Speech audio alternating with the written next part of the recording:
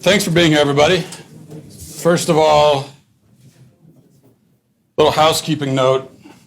If anyone coughs, they're going to be escorted out by security and then burned alive. So got a little dark. Sorry about that. Also, I understand there's been a bit of a commotion about my speech here tonight from some people, some flyers calling me a bigot and a fascist, one saying that my speech puts lives at risk. In fact, as they were handing out these brochures. Did you guys get a brochure? Yeah. You did? Yeah. Matt Wasp of the Daily Wire. That's devastating stuff. That's and some of these spelling mistakes, I'm not sure if they did it on purpose. The war on realty. I don't know if that's supposed to be intentional. It's hard for me. I wish I could say it's a college campus, so hopefully that wouldn't be intentional. And I just have to say, briefly, they're going down my list of sins, opinions that I have that are terrible. Matt Walsh staunchly endorses stripping people of their right to vote if he considers them to be ignorant or non-contributing. Well, of course. I mean, can't we all agree on that? That's only wants people to vote if they can pay taxes or have passed an 8th grade civics exam. I mean, that seems pretty logical to me. Now, one quick note about this thing where you call people bigots and fascist and everything to try to shut them down. I want to answer these charges of fascism and bigotry briefly before we get into everything, and I'll do it by way of analogy. Okay, now let's say that you bought a bottle of rat poison because you have a rat problem in your house, right? Would you then go, once you have the rat poison, would you then go and label every single container in your house rat poison just to be cautious? Well, no, you wouldn't do that, of course, right? Because then your other people in your home, like your mom or your dad, your brother, your sister, your spouse, your kids, they're not going to be sure what the real rat poison is, okay? And the result is they're going to ignore the labels after a while because you're calling everything rat poison, so it doesn't mean anything anymore, and they're just going to go about their day and open containers and not worry about it. The problem, though, is that there's actually still rat poison in one of those containers, right? And now you've just increased the likelihood that they're going to come in contact with it or ingest it because you've negated the effectiveness and the meaning of the label. In a similar way, when you go around reflexively labeling every opinion you don't like bigotry or fascism, you've made it so those labels mean nothing whatsoever to anybody. Nobody can take them seriously anymore. That's why everybody just laughs about it. And then what do you do when there's actual fascism or bigotry to fight? You've got no words left to describe it because you've wasted those words on every single opinion you just happen to not like. So when you say, hey, look, there's a bigot, there's a fascist. Well, you can't because everyone's just going to yawn and say, yeah, well, you said that about the last 19,000 people you came across. So here's the thing. Even if I am a bigot or a fascist, I don't think I am, but even if I was, you calling me that has no effect whatsoever. No meaning. It has no substance because that's what you say about everyone. I guess that's just a really long way of retelling the boy who cried wolf parable. I could have just put it that way, I suppose. But all right, let's get into this now. We're in the midst of, I believe, no less than a war on reality itself. I believe that this war is waged through 3 primary avenues in this culture: life, marriage, and gender. By redefining these 3 things, these 3 foundations of human civilization, the left seeks to and has in many ways succeeded in undermining reality and truth. What I want to do, I'm not just going to make assertions tonight. What I want to do instead is go through these 3 issues, life, marriage, and gender, and explain why the left's arguments fail in all of these areas. So we'll go through these one at a time. Let's start with life, and we'll begin by sort of setting the stage. It's a bloody stage indeed. It's a stage that has seen the slaughter of 60 million human children since Roe v. Wade. 60 million humans have been killed since Roe v. Wade. Why do some of us find this slaughter to be an unthinkable injustice? Well, because every single one of those 60 million were innocent and defenseless human beings. And it is always wrong to kill innocent and defenseless human beings. The pro-life position is as simple as that, as straightforward as that. It doesn't get it's not any more complicated than that. You're killing an innocent and defenseless human being, and we believe that is always wrong to do, intentionally. Now, the pro-abortion person will respond here with a couple moves. The first thing they'll try to do is, of course, dehumanize the unborn. He will claim that the unborn child is not a human person and thus does not have the same moral standing and cannot make the same moral claims for itself that a real person can make. Now, of course, the idea that a human child is not human, which is something you still hear from pro-aborts, is such a silly, absurd, anti-scientific notion. I don't think we need to spend a lot of time on it. It is simply a scientific fact that the being in the womb is indeed a being, and it's a member of the human species. And so, human being. That's it. That's the end of that discussion. All living things must be a member of some kind of species. So, if you say, well, it's not a human being, it's a fetus. Fetus is not a species. It's a stage of development within a species. And we know that it's of the human species because, number one, it has human DNA. Pretty good giveaway. And number two, it was conceived by two human beings. Now, living. Well, there are only three states of being, for the most part, that a physical entity can be, with a few exceptions. Like, well, speaking of the coronavirus, I think most biologists would say viruses are in sort of a gray area between living and not. For the most part, though, you have three basic options. A thing is alive, dead, or inanimate, right? Well, the unborn human is not dead. If it was, there'd be no need for the abortion. And it's not inanimate. Inanimate is like this podium here. It doesn't grow, it doesn't develop, it doesn't move on its own, it doesn't consume food. It's not going to become anything. It will rot away eventually. I could break it down and build it into something else, but it's always basically going to fundamentally be what it is right here. It's not in the gray area. Okay, it's not a virus. Virus is not a stage of development for a living organism. Viruses aren't going to grow into something living. So it's not that, which would seem to leave only one other option: living. The baby is a living human being. We've established that. What about person, though? Well, this is where it gets a little bit more interesting. The pro-abortion individual, if he has any sophistication, will probably say that, fine, it's a human being, but it's not a person. But he will say that it's not a person because it's still developing and it's entirely dependent on its mother for survival. Those are the basic two reasons. And this, he will say, means that it lacks moral standing. And that's what he means when he says it's not a person. But you see, the problem is this view that personhood is acquired by degree and that it's forfeit if you're entirely dependent on someone else for survival is very problematic. And it clearly implicates more than just the unborn. It would seem that the sick, the infirm, the disabled, the elderly would all get caught up in this net. The elderly are dependent on others for survival, somebody in a nursing home. Many disabled people also are dependent on others. Some of them are not fully physically developed. That's why they're disabled. So by this line of reasoning, all of these people, at a minimum, at least, are not quite as much a person as you or me. If personhood is on a spectrum this way, if it's contingent, then that must have implications outside of the womb.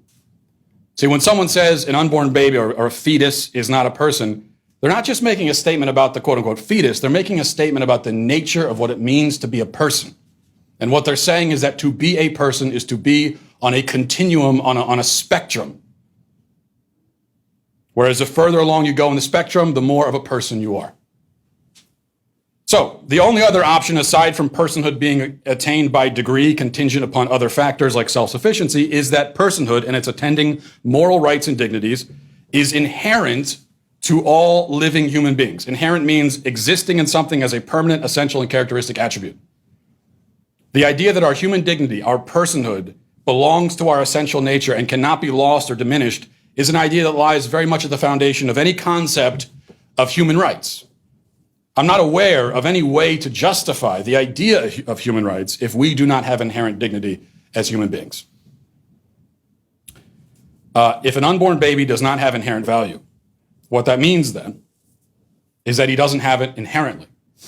And if he doesn't have it inherently, then neither do you. Neither does anybody in this room. Nobody in this room is inherently valuable.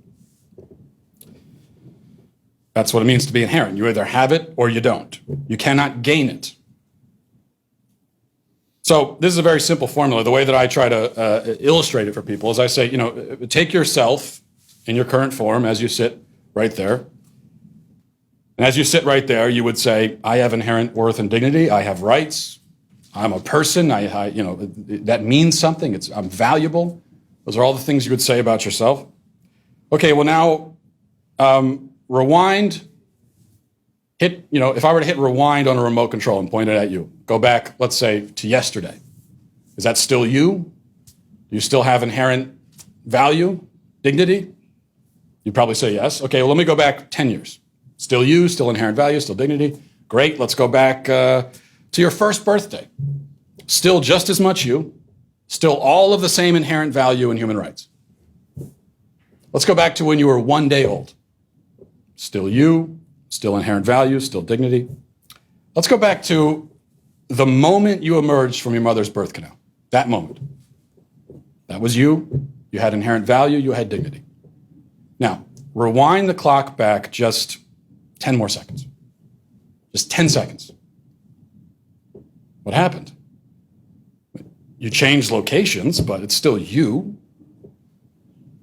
You see, there is an unbroken chain of you-ness connecting the you of today to the you in the womb. It's been you the entire time. Yes, you have grown, you've developed, you've matured, but nothing was added. And the entire time you were developing and maturing, it was you developing and maturing. So whatever I can say inherently about you now, I must say about you from the very moment you came into existence. And you did not come into existence when you emerged from the birth canal.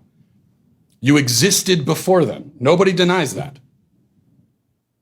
That is why an unborn child is a human person, and that's why killing this human person who is innocent and defenseless is by definition murder. But, you see, the personhood argument is even worse than you think. It's so bad that even if it were true, it would do almost nothing to prove the pro-abortion case. Because think about it for a second. The pro-abortion person with this argument is really making two assertions. Number one, he's saying an unborn baby is not a person. He's merely a potential person. That's the first assertion. Number two, therefore, we can kill it. Now, wait a second. See, two does not flow logically from one. I feel like we skipped a few steps here. Just because something isn't a person doesn't necessarily mean you can kill it. And we would all agree with that. We can all name non-person things or creatures that we would say you can't just gratuitously kill. So even if I conceded this point, even if I let you make, there are two great leaps for the pro-abortion person. One is the fetus is not a person, a potential person. That's one huge logical leap. The next is we can kill it. What I'm saying is I could spot you that first leap. I could say, go ahead and take that leap. I'll give that to you. Now you're stranded out there on an island because I'm not going to give you the next one. You got to prove that to me. I don't see how you do. Because even if it's just a potential person, well, then it's a potential person. Why wouldn't we treat it as effectively the same as a person anyway? Why wouldn't we treat it like something with infinite value? Let me make another analogy, kind of a crude analogy, but it works on some level. What if you won $50 million in the lottery? And you had the ticket in your hand. You didn't cash it in yet. It's just a ticket. It's the potential for $50 million. It's not $50 million. And you're walking down to the lottery office. You're waving it in the air. Yeah, I won $50 million. Not smart, but let's say you do that. Then I run up and I take that $50 million from you and I eat it right in front of you. How would you react? Would you react as though you just lost a piece of receipt paper, which is all it technically is? Or would you react as though you just lost $50 million? And because we would all react in the latter way, if I try to calm you by saying, hey, man, calm down. It's just the potential for $50 million. It's not $50 million. Come on. You would say, words to the effect of, after you punch me in the face, you would say, basically, it's the same thing. So why can't we do that with a person? Why isn't that enough? Why can't I just say, yeah, whatever. It's whatever. Either way, don't kill it. But, of course, the child in this analogy is already, from the moment of conception, $50 million or more, really. He's a thing of infinite value, not just infinite potential value. But what I'm saying is I don't see a difference between infinite potential value and infinite value. Okay, perhaps the pro-abortion person will concede all of that. In fact, his best move is to concede all of that and say, just throw all that aside, fine. Instead, we're going to talk about bodily autonomy. This is the second most common argument for abortion and the most formidable one, though it's still pretty stupid. The bodily autonomy argument states that women have the right to control their own bodies, regardless of the moral status of the creature inside their womb, so it doesn't really matter what that thing is. Could be a fetus, could be a person, could be a moose, could be an alien from outer space. Makes no difference. It's my body, I'll do what I want. This is now, I say it's the second most common. It's becoming, I think, the most common pro-abortion argument. Perhaps the most famous formulation of this argument came from Judith Jarvis Thomson decades ago, and this is supposed to be the best pro-abortion argument that anyone has ever put forward. This is the way it's touted anyway, so let's take a look at it if you've never heard it. She says, you wake up in the morning and find yourself back-to-back in bed with an unconscious violinist, a famous unconscious violinist. He's been found to have a fatal kidney ailment, and the Society of Music Lovers has canvassed all the available medical records and found that you alone have the right blood type to help. They've therefore kidnapped you, and last night the violinist's circulatory system was plugged into yours so that your kidneys can be used to extract poisons from his blood as well as your own. To unplug you would be to kill him, but never mind, it's only for 9 months. By then, he will have recovered from his ailment and can safely be unplugged from you. This is how the pro-abortion side sees pregnancy. I'm going to address the bodily autonomy argument by focusing on this analogy because I think it frames it in a way that's helpful. So, but notice the subtle adjustments that are made with this analogy, and these are the adjustments that are always made when somebody argues for abortion on the grounds of bodily autonomy. They make little changes that we have to notice, because if we don't, then they might get away with it and seemingly win the argument. First of all, the person hooked up to you is who? Just some guy. You don't know him. Just a violinist from across town. You have no idea. Some stranger. And he couldn't even play a cool instrument. He had to play the violin, you know? Why is he hooked up to you? Well, because he got sick. Somehow. Randomly. Now, you don't know. You have nothing to do with it. Wait a second. In order to make this analogy actually analogous, shouldn't the violinist be your own child? And considering that in every instance except for rape, a child is conceived because of an intentional act by the parents, shouldn't he be in that state because of something you did? Maybe it was an act that you didn't intend to harm him by doing, but you still performed the act on purpose. Maybe you were backing up in your driveway. You accidentally ran over him. I mean, that happens. You were driving on purpose. I mean, it was still you who did that to him. Can't deny that. Okay, now we're closer to home. You wake up hooked up to your own child who's deathly ill because of something you did to him, on purpose or by mistake, doesn't matter. But hold on again. Still doesn't work, because abortion is not just the detaching of wires. Of course, in the case of you being hooked up to the violinist, you could say, sorry, bud, detach yourself and walk out of there if you want to. You would be perfectly morally justified in doing that, obviously. But the mother is not just withdrawing support from the child. She's not just unplugging herself. That is not how an abortion works. That would be how childbirth works. When they literally cut the cord, the umbilical cord. That's childbirth. That's not abortion. Abortion is the intentional, direct killing of a human life. It is a purposeful action taken with the intent of directly destroying the life. Depending on what stage the abortion happens in, it can involve dismembering the child while he's still alive. And this happens in thousands of cases every single year. The child is ripped apart in the womb while he's still alive. Oftentimes starting with his feet and his arms, and finally getting to his torso and his head. And then his skull is crushed. That's how it happens. So, the real analogy is this. You're hooked up to your own child who is sick in the hospital because of something you did. He needs your bodily support in order to survive, but you don't feel like being hassled by it, so instead you put a pillow over his face and smother him to death. That's abortion. Suddenly, when you frame it the right way, it doesn't exactly work in the pro-abortion person's favor. Would any person would any person say that a parent is justified in acting that way towards their child. As for the other arguments I didn't cover, perhaps they can all be dismissed on the basis that they're exactly the kinds of arguments that people throughout history have always made while trying to justify the dehumanization of other people. I don't know if you've noticed this. Throughout history, there are always groups of people trying to deprive other groups of people of their status as people. This is always happening all throughout history. And the people doing it are always wrong every single time. If you find yourself in a situation where you're arguing that another group of people are not people, you are in that category of the worst scumbags in history. That should trouble you.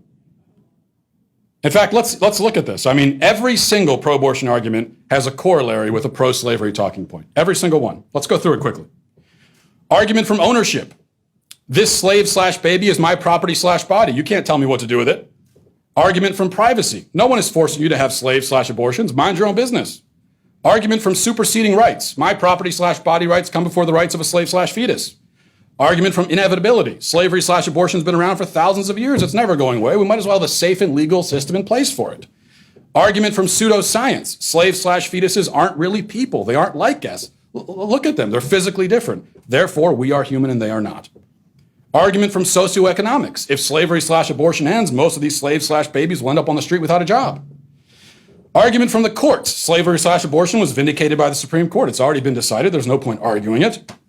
Argument from faux compassion. Slavery/abortion is in the best interest of Africans/babies. The world can be a cruel place. It's best to protect them from it by keeping them enslaved/killing them. Argument from the assumed hypocrisy of the other side. You say you want to end slavery/abortion, but you don't want to live with freed blacks/adopt unwanted babies yourself. So all that's left now is to tell me that I'm a man, so my opinion doesn't really matter. The only problem with that argument, aside from the general stupidity of it, is that, as we shall see in a moment, the people who make it are the same people who have no idea what a man even is. Now, before we get to that, what about marriage? We're told that we have marriage equality in this country, that gay marriage is equal to heterosexual marriage. But, we're at the point now where even conservatives, most of them have completely abandoned this issue and it's done. They say we've lost it. And maybe we have culturally, but we weren't wrong. And I think that matters. See, equality means sameness. If two things are equal, they're the same. That's what it means. If we're using the word equal and we don't mean same, we should be using a different word, because that's what equal means. So, are same-sex marriages the same as, equal to, heterosexual marriages? I say clearly not. And that has nothing to do with value judgments. See, you don't have to think that the homosexual act is a sin to admit that the partnership of two men is different in kind from the partnership of a man and woman. Different, that's all. We don't even need to get into the moral part. I'm just getting you to different. It's just different. Not the same. Different. And different in a profoundly significant way. The union of a man and woman has, in principle, the potential to create life of itself. It's not that they can go out and adopt. I mean, they can do that too. But they have the potential to create life. The union of two people of the same gender does not ever, ever have this potential and never will. Now again, even if you think that the two unions are morally equal, you cannot say that they are equal in every respect, because they are certainly not equal in this respect. And this is an important difference, I would say. It's significant. You have on one hand a thing that can make people. That is the union of man and woman. That thing, it's a people-making machine. On the other, you have a thing that cannot. Say what you want about those two things, but you cannot say that they're equal. Let's look at it this way. Let's say that we were starting a world over from scratch and we had no memory of anything. We wake up, we're building society, and we look around and we see people pairing up, couples and everything, and we see this one type of pairing that has this funny habit of creating people. And then we see all these other pairings that don't do that. Wouldn't we probably think of a word for that other pairing that differentiates it from the others? Differentiates it in a way that will signify its power and importance? I mean, it seems reasonable to do that. Now, this potential of the heterosexual union to create people is largely why marriage exists and why society has cherished and protected the institution for millennia. Because it was understood that a union which might create a person should be stable, should be permanent, should be protected, should be faithful, should be monogamous. Every study has shown that children fare much better in stable two-parent households than not. So, marriage exists as the foundation of the family unit. The family unit exists as a foundation of human society. If marriages are strong, the family is strong. If families are strong, society is strong. So we see that historically, one of the most crucial and elemental functions of marriage was to create the basis upon which and the context within which children are created and born and raised.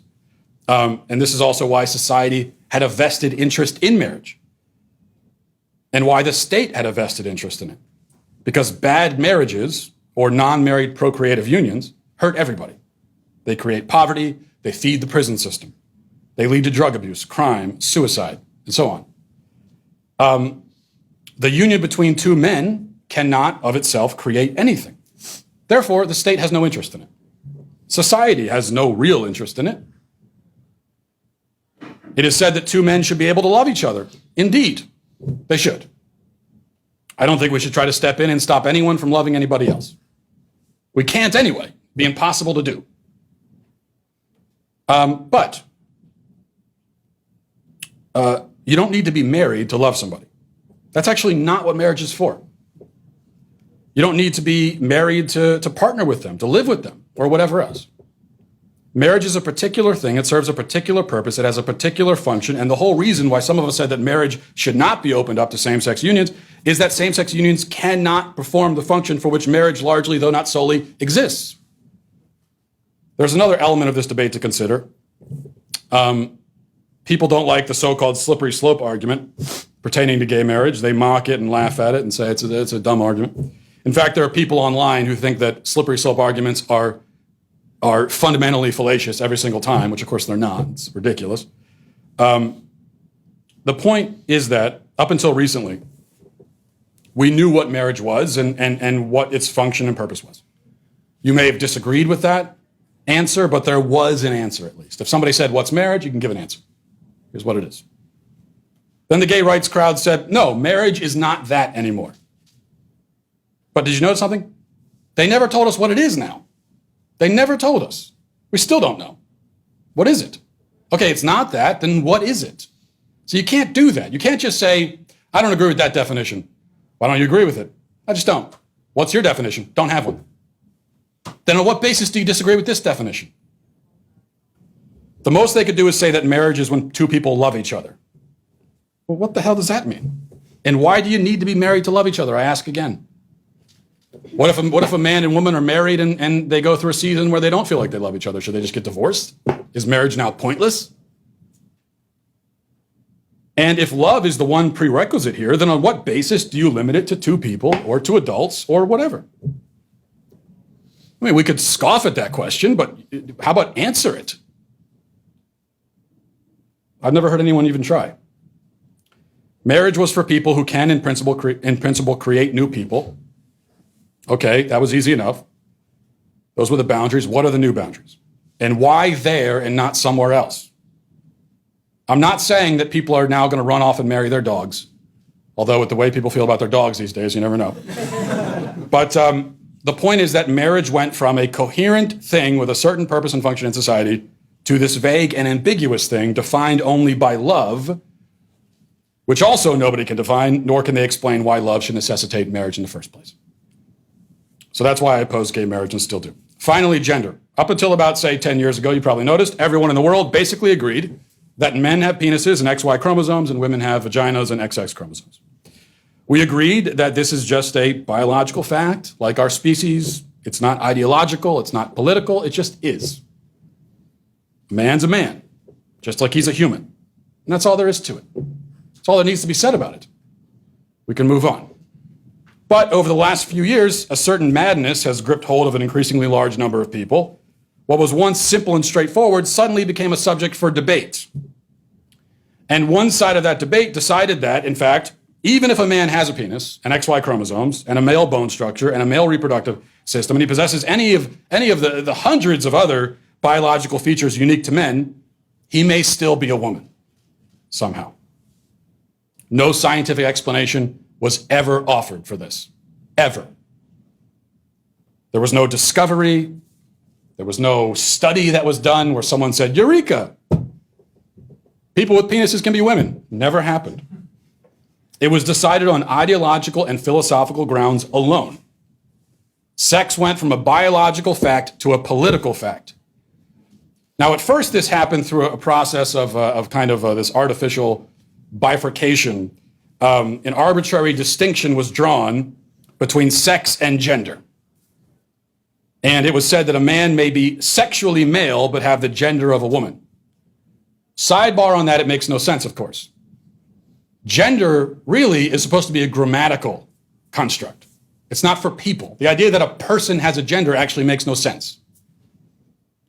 It's words have genders, not people. And why was that? Well, because we have sex. We don't need gender. It's redundant. But at first, anyway, this was the way the argument went. They said, well, sex and gender, okay, two different things. More recently, however, this distinction has been again erased. Now we're told that a, quote, trans woman is actually really biologically, fundamentally a woman. Trans women are women. That's what they say. Period. A trans activist said on Twitter a little while ago that a trans woman's penis is a biologically female penis. This, of course, is lunacy, and it removes all meaning from the word biologically. Saying that a man is biologically female is like saying that a square is geometrically circular. It's a nonsensical statement. It has no meaning whatsoever. But I could be convinced otherwise. It would be rather simple, and should be really easy, to prove that sex doesn't exist and gender is a spectrum, or they're both spectrums, or however the left is phrasing it today. If gender is not a simple binary system, then all the left would have to do, in order to prove this point, is locate one human being in the world, in the history of the world, who has the reproductive capacities of both sexes. Just one. See, they would just need to present one example of a person who has the natural ability to impregnate and be pregnant.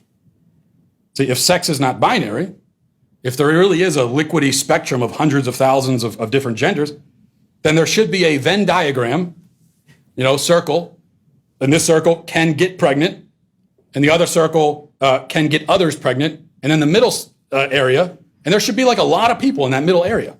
Both. That's how a spectrum works. But there isn't. There is no one in that middle circle. Never has been, never will be, never can be. Every human belongs to the male circle or the female circle. Nobody has ever crossed from one to the other. Sounds like we have a binary system here, folks, by definition. Now, obviously, there are people who possess neither capability. Sterility, infertility certainly exist, but these are the result of illness, deformity, or old age. They don't disprove the principle.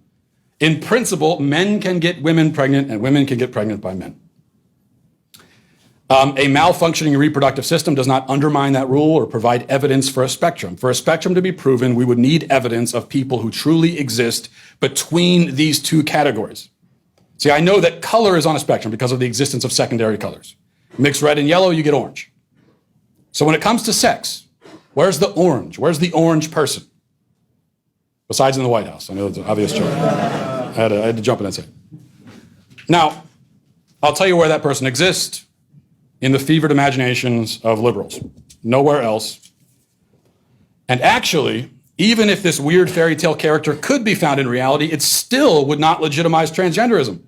Transgenders are biological men or biological women who identify as the opposite sex. The hypothetical existence of a biological male-female hybrid would do nothing to prove the validity of transgenderism among biological males and biological females. See, whenever we have this conversation, immediately what happens is someone jumps up, and it'll probably happen in the Q&A, someone says, what about intersex people? But again, intersex people don't have the reproductive functions of both sexes, therefore they're not really intersex. They suffer from a genetic abnormality, and we can only call it a genetic abnormality because we know how things are supposed to look normally. But even if I said, in fact, for the purposes of going forward, I'll just say, fine, intersex people are an exception. Go ahead. Yeah, that's a total exception. Fine. They're not, but let's just say they are. That does nothing at all, not one thing, to prove that a biological man can in any sense be a woman. By the way, how does a biological man come to the conclusion that he is really a woman? Does anybody know?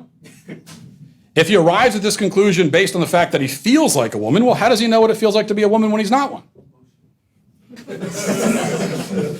Is it not circular logic to say that he knows what it feels like to be a woman because he is one because he feels like one? What exactly is a female feeling?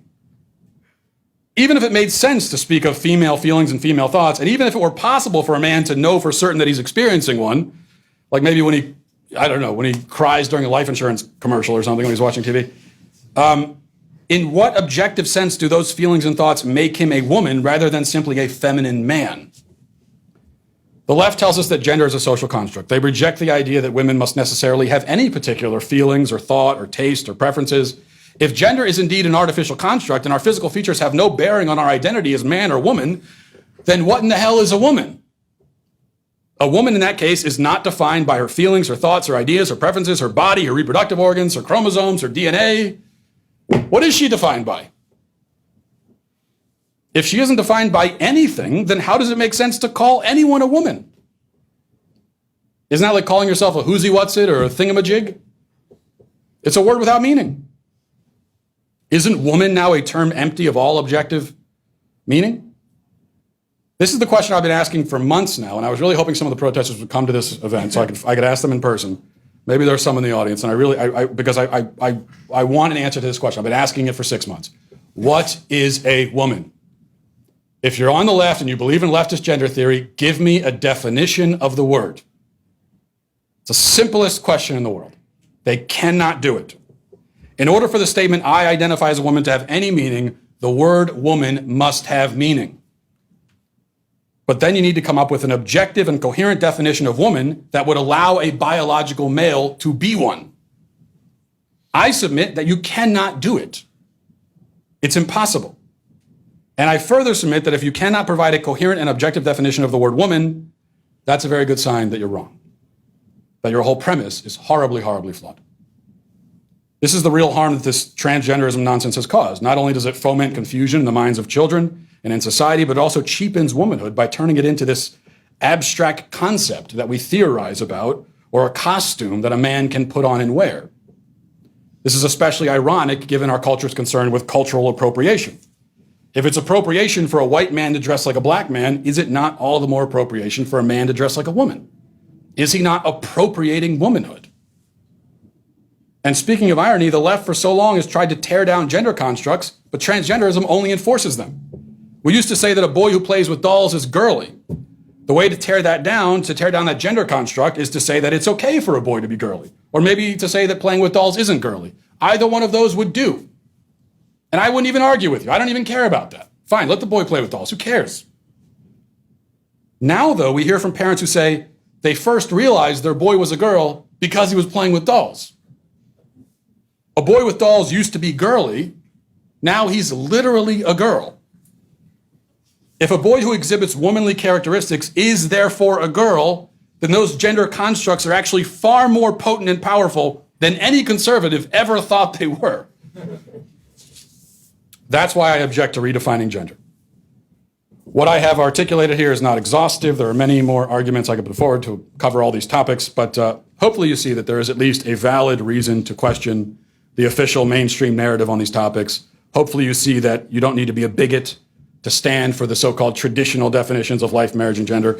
And hopefully, in fact, we can all in this room pledge going forward not to shout down arguments, any argument, by labeling it. Because a label is not an argument. Accusing someone of homophobia or racism or sexism or any other ism or phobia is not an argument. It is a tantrum. It's a way of shutting down debate, not engaging in it. If somebody's really put forth a truly bigoted argument, you should have no problem disproving it. It should be very easy. If you can't, then that means that there's more to that point of view, perhaps, than you think. So let's not be intellectually lazy. Let's not hide behind a fortress of ignorance while flinging labels at our opponents. Let's try to win arguments by presenting arguments, not just by calling the opposing argument hate speech. These are the tactics of cowards and fools, and I think we can all be better than that. That's all I got. Thanks, guys. Appreciate it.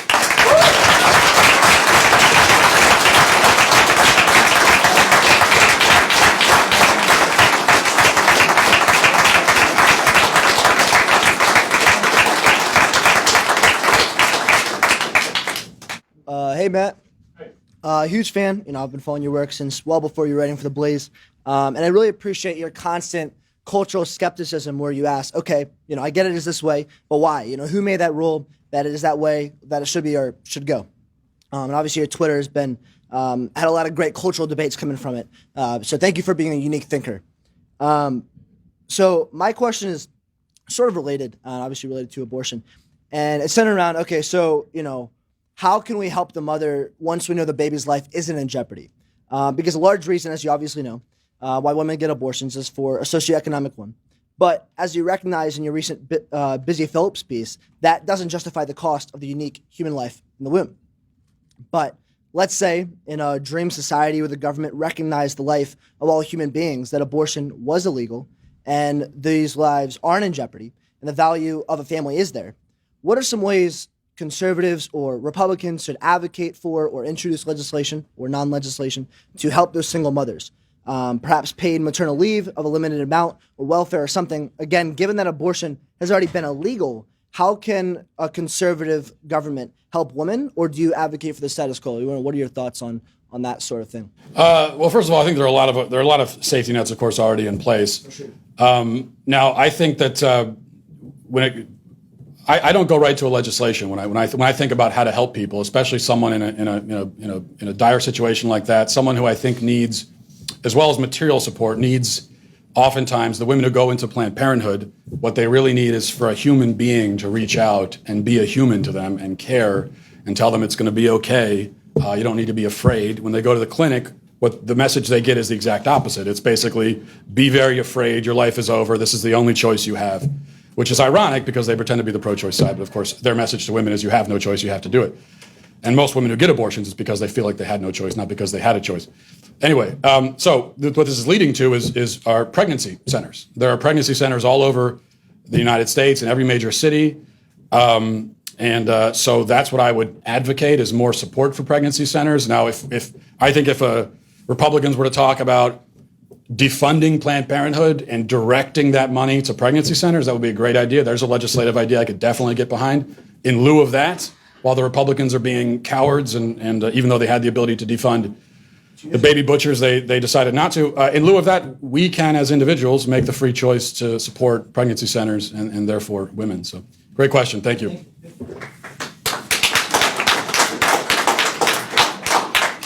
Hey, I'm a big fan. I have a question about abortion.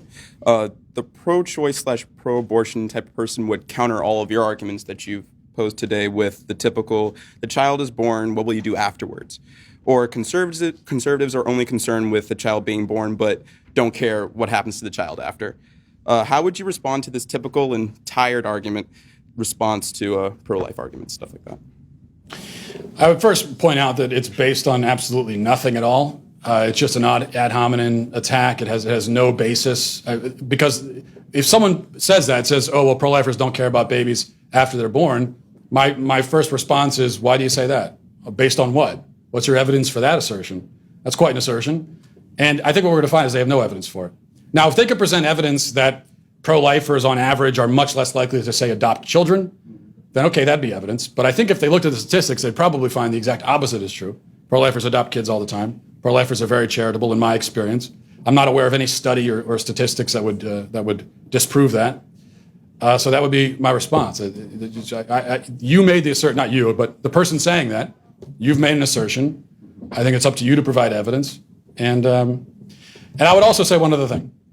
Even if it's true, let's just say, that doesn't make the pro-lifers wrong about what they're saying, right? I mean, even if it's true that pro-lifers are a bunch of cruel, callous scumbags who don't care about people after they're born, okay, are we wrong about our arguments? So I still think you have to address the arguments. Thank you.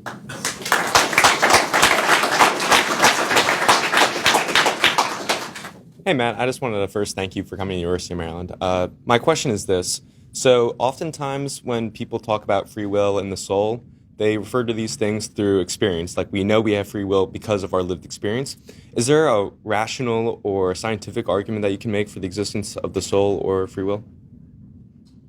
Rational argument for the existence of the soul. Well, the first thing, the first place I go, and of course I don't think that there's some scientific evidence that you can point to that's going to say, well, that proves it right there, settles the whole discussion. But I think the existence of consciousness, our experience of ourselves, our awareness of ourselves, I think that calls for some explanation that goes beyond the physical. Because no one's been ever, and I've done a lot of reading on this, not that I'm an expert, but no one's ever been able to explain to me how inanimate matter could assemble itself in such a way that it would somehow develop an experience of itself, which is how I would describe consciousness. There is no explanation for that. To me, it defies reason, defies logic to think that inanimate matter could somehow do that. And so I think it calls for some immaterial essence. That's what I would say. Awesome. Thank you. Thank you. So, my question is, does your definition of marriage exclude polygamy? That's an interesting question. It does, for me. I do think that polygamy is less of a logical assault on the definition of marriage than is a same-sex union, because it's still procreative, and so it can still serve as a foundation for some sort of family.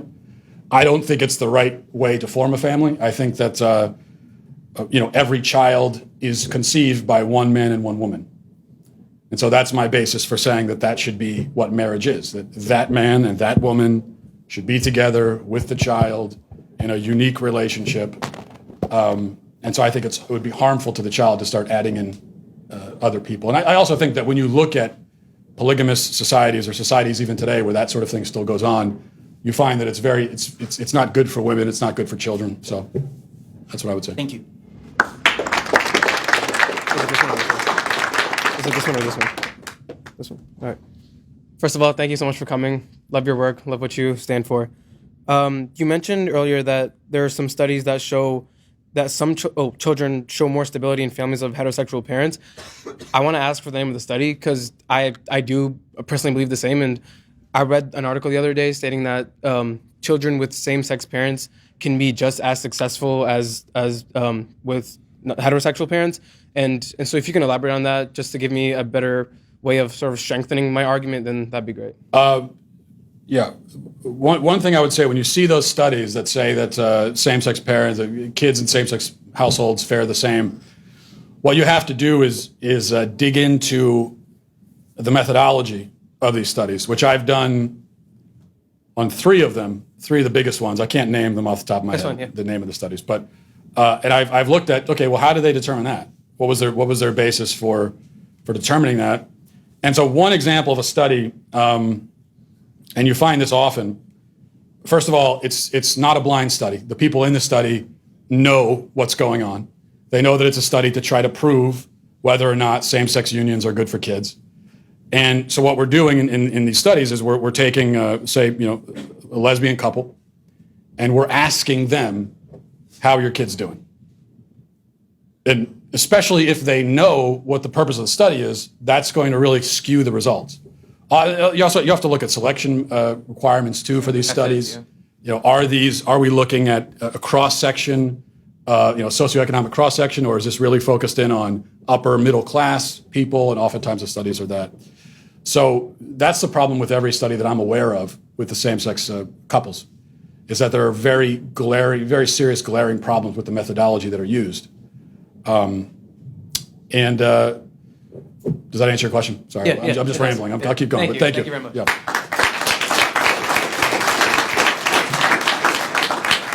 Hi, Matt.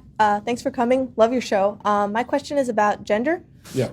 So it's kind of a thought experiment. So as medical science advances, suppose there were a way to completely transform a man into a woman physically so that he could become pregnant instead of impregnating and vice versa. At that point, would you believe that a man can become a woman and vice versa, or do you think there's something more than physical that causes manhood or womanhood? I do think there's something more than physical, but when you say completely become a woman, what exactly you mean? Down to the chromosomes? I mean everything? Everything. Well, then at that point, I would say that you've just killed that man and created a whole new person from scratch. Basically, that you just created a whole new person. I mean, even the DNA. I mean, everything. We're swapping all that out. In that, it's an interesting thought experiment, but it would seem to me that if you did that, and if science was able to do that, which it never will be, but you would just have created a whole new person. That, in no senses, that's still the same person. Especially if we're getting even into their brain chemistry, we're changing that out as well. We're swapping out their bones with female bones, lesser density.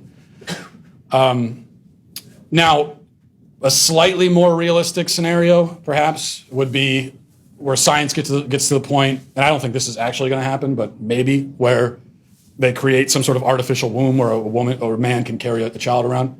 And in that case, I would say, in no sense is that actually a woman. That's just, if anything, it's sort of a cyborg that we've created artificial parts. But yeah, thank you.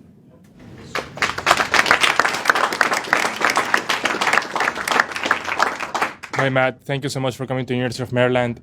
This question is more about in the cultural aspect. We seem that the entertainment world promotes about radical left policies such as gay marriage, abortion, and whatsoever, what you just said. What message would you tell all those entertainers, singers, actors who don't have any knowledge about what's really going on instead of they're just acting to the people? Like, what message do you give to them? Because they're the ones who promote these policies, this kind of like craziness that the left promotes. A message to the leftist entertainers, celebrities, like pretty much like. Yeah, I don't know if there's anything we could say to them specifically to get them to change their minds, but I do think that you raise a good point about the effect that pop culture has on the culture. I think as conservatives, we often are dismissive of that. And so what I would like to see happen is just, rather than trying to convert, Matt Damon or whoever, to get more conservatives and Christians into entertainment, and not a Christian who gets into making Christian movies, but who's out there in Hollywood making real films, good ones. Yeah. And that's how I would like to see it. I'd like to see us try to sort of infiltrate these industries that way. So thank you for the question. Thank you.